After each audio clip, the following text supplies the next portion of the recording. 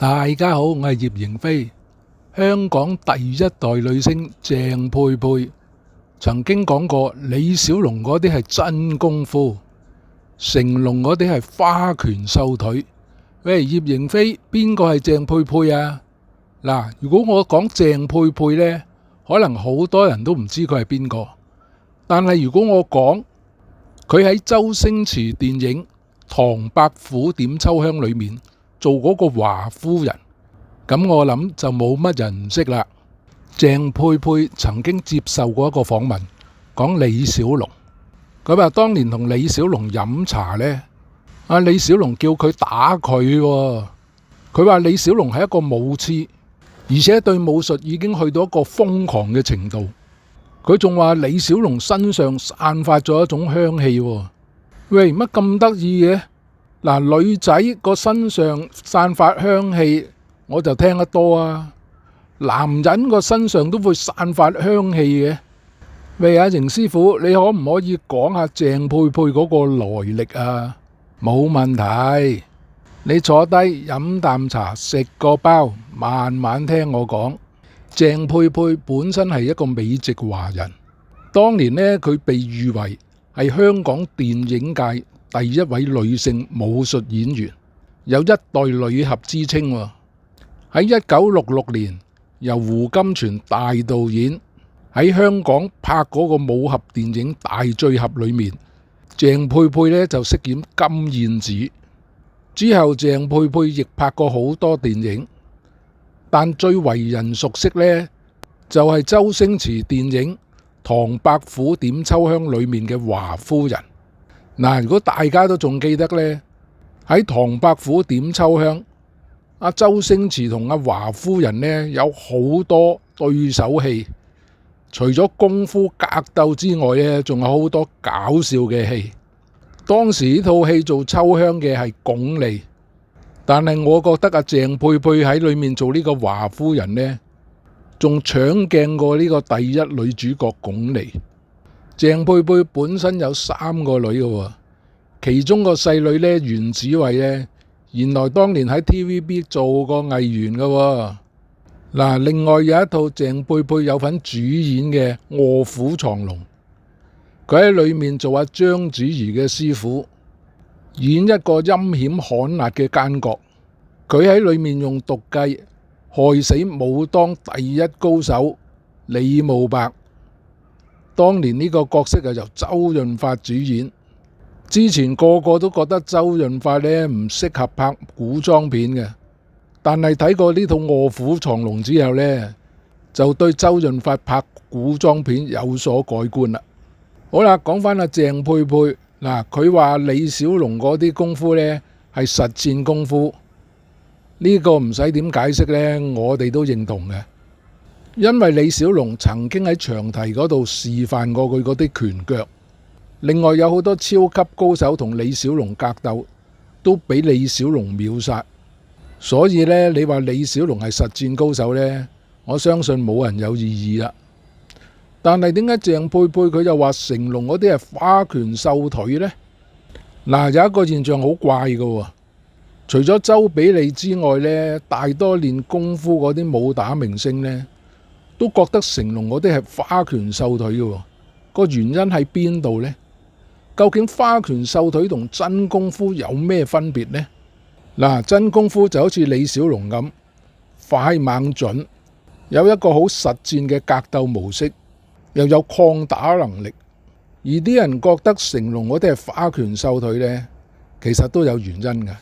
因為李小龍個出身佢係學京劇，京劇係學啲咩啊？拱橋啊、翻關斗啊、掌上壓啊、sit up 啊，同埋一啲舞台嘅做手啊，好似一啲揈大旗啊、舞龍啊，嗰啲都係京劇學院教嘅功夫。嗱，嗰啲功夫呢，同實戰呢基本上冇乜關係，所以好多識功夫嘅人呢，都覺得成龍學嗰啲呢係戲班功夫，喺實戰嗰度呢係冇乜用嘅。但係點解周比利又話成龍啲拳腳都好紮實喎？成龍啲身手好敏捷喎？嗱，有原因嘅，因為雖然成龍細個嘅時候呢係學京劇，大咗呢就同梁小龍一齊學呢個空手道，學呢個拳擊，又玩健身。另外同阿洪金寶啊、元華嗰啲啊，又學呢個合氣道，仲有佢自己另拜名師學呢個白眉拳。所以成龍覺得自己係有實戰功夫嘅。佢曾經同記者講過，等閒3兩個呢都買唔到佢身嘅。但係點解佢學咗空手道啊、合氣道啊、拳擊啊、白眉拳啊，點解都仲有咁多功夫明星覺得佢嘅功夫係花拳繡腿？究竟係咩原因呢？嗱，功夫嘅嘢呢，你講就可以講到天花龍鳳，但係你真正一埋牙呢，行家一出手呢，就便知有與無噶啦。好似嗰個馬師傅，佢喺擂台嗰度同個業餘拳手打10零秒就俾人 KO 啦。咁有好多人講，又話傳統武術犀利嘅，不堪一擊。嗱，我哋其實客觀分析下嗰場比賽啊，當時馬師傅呢應該成70歲噶啦。咁嗰個對手呢，應該睇佢好似40零歲到，咁喺年齡嗰個差別呢，已經輸咗一截噶啦。咁另外格鬥嘅時候呢，馬師傅用嗰啲裝勢啊，嗰啲走步啊，其實等同唔識功夫。你如果係識功夫嘅人呢，你有格鬥經驗嘅人呢，一睇就知噶啦。你嗰啲走步唔係咁噶，你出嗰啲拳腳啊，嗰啲速度，嗰啲勁力唔係咁噶。所以你攞馬師傅嚟講話傳統功夫唔使得啊，其實唔成立噶，因為佢用緊嗰啲掛名係傳統功夫，喺實戰嘅時候呢，佢基本上咩功夫用唔到。喂，阿邢師傅，我又有一點唔明啦，點解好多人覺得阿馬師傅呢啲年紀啊，呢啲咁嘅身形啊，就係傳統武術嘅超級高手呢？嗱，呢啲就係好多人對中國武術嗰個認識唔夠深厚。點解啲人會覺得阿馬師傅咁嘅年紀、咁嘅身形反而係超級高手呢？喺中國武術嚟講，有內家拳同外家拳。如果練外家拳嘅人呢，身形呢係應該虎背熊腰嘅。咁一睇馬師傅唔係啦。咁另外練內家拳嘅人呢，真係高手呢，個身形係點樣嘅呢？係練到學身龜背。咩叫學身龜背呢？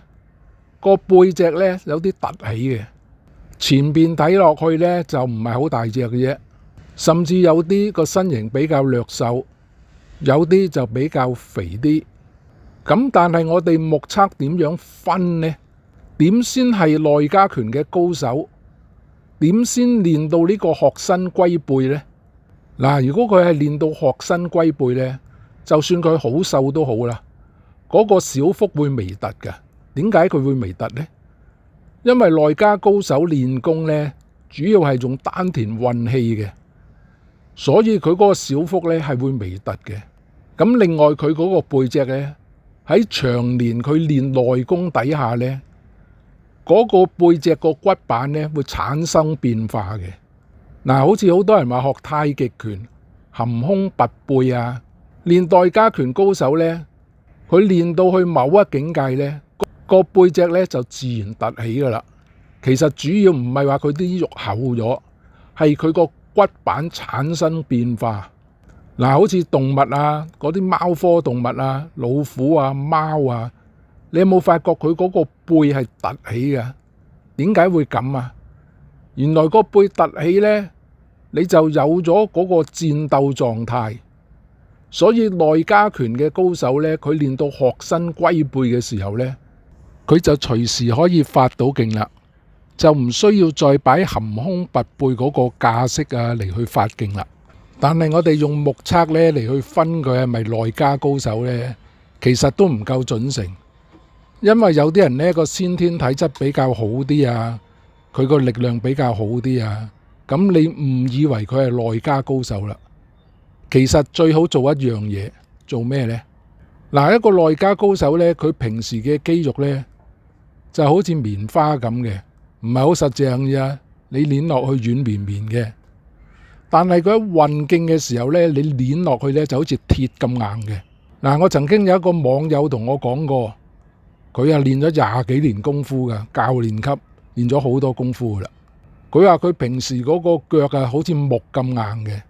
佢有一次遇到一個少林高手，嗰個少林高手呢就俾佢捏下佢隻腳。佢話嗰個少林高手嗰個腳呢就好似鐵咁硬，即係同佢相比啊。但係佢話佢嗰隻腳好似木咁硬呢，已經比佢好多同輩佢實淨好多噶啦。嗱，點解一個內家高手佢運勁嘅時候呢啲肌肉好似鐵咁硬呢？其實練內家拳係練啲咩呢？佢係練佢嗰啲骨，練佢嗰啲五臟六腑，所以佢嗰啲肌肉呢，表面上睇落去唔係好結實，但係佢一運起勁上嚟呢，就可以硬到好似鐵咁嘅。咁當然係形容啦，你唔好真係攞嚿鐵同佢比啊。咁你叫佢運勁俾你，捏一捏下佢嗰啲肌肉，咁你就知道佢係咪真內家高手啊，定話講內家高手啦。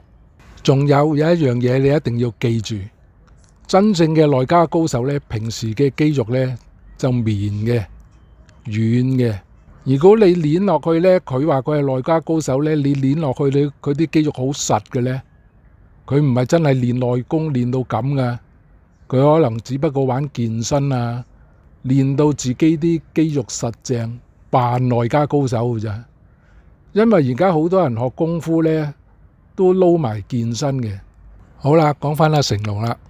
點解成龍練咗咁多實戰功夫，除咗周比利之外呢，大多功夫明星呢都仍然覺得佢係花拳繡腿呢？究竟點解呢？嗱，好多人都學咗好多功夫，但係你練唔練到嗰個質量啊？